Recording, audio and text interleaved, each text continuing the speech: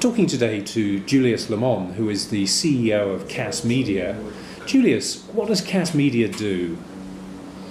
Kass Media Group is a media house, is a group of several branches of businesses within the media, one being radio, magazine, online, and TV. That brings up to the entire group. Began from the radio part, which we focus on vernacular region, particularly the entire Rift Valley, which is the Kalenjin community, which is maybe the third biggest ethnic community we have in Rift Valley. And you've got with about 10.4 million people in terms of our population. But we also address a bigger part in a diaspora.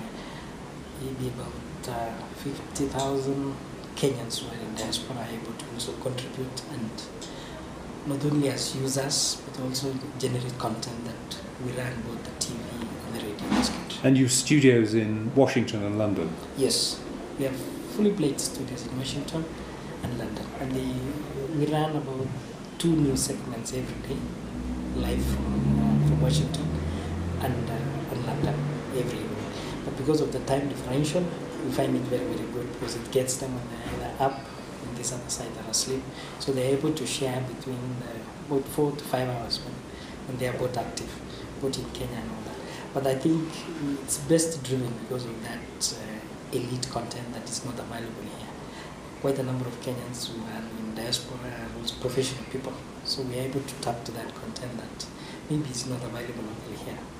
Yeah, while they're also able to connect back to their relatives back in Kenya and learn what is going on and all that. In Kenya?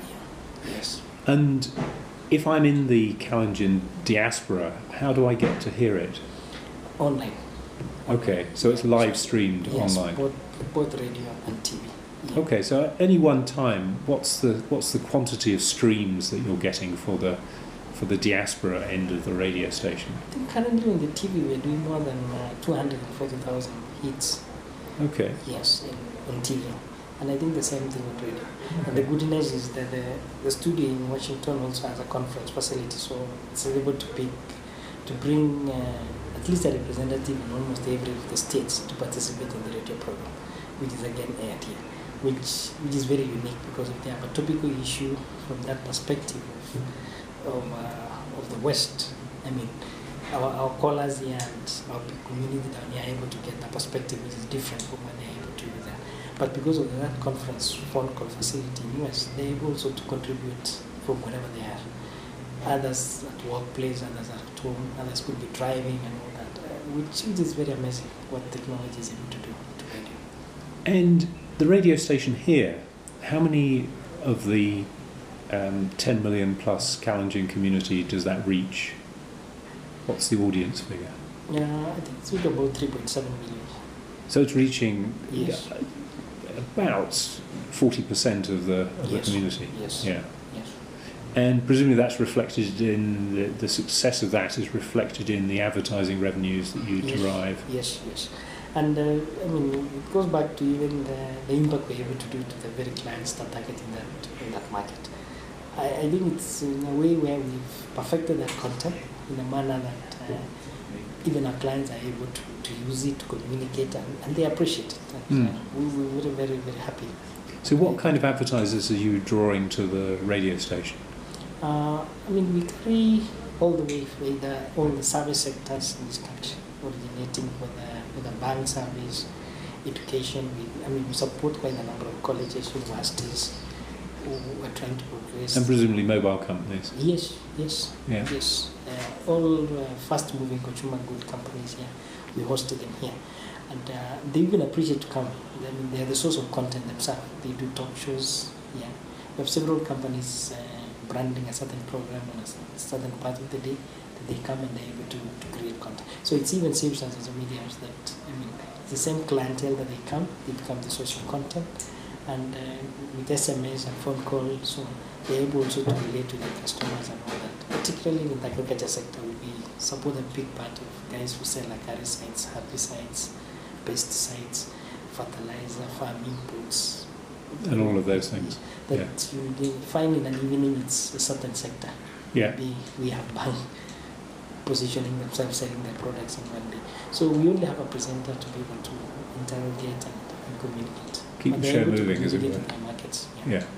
And the TV station, how does that appear?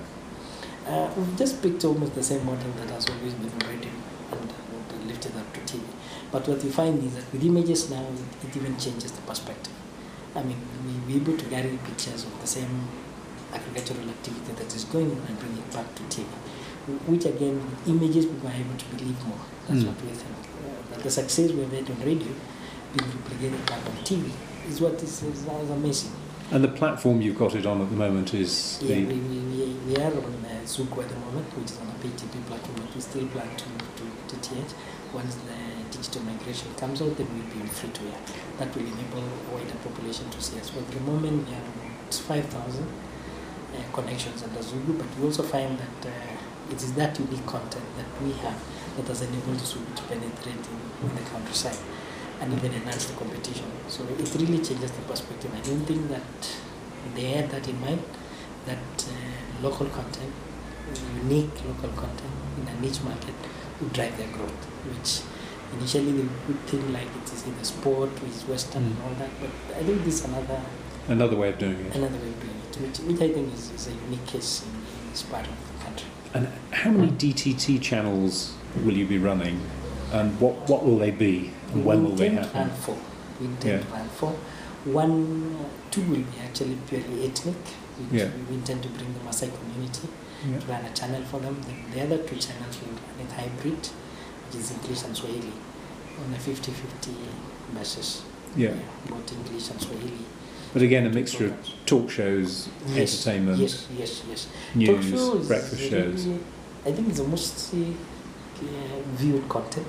Yeah, like even now we're all preparing for an election period, so there will be a lot of talk show, what is happening and all that.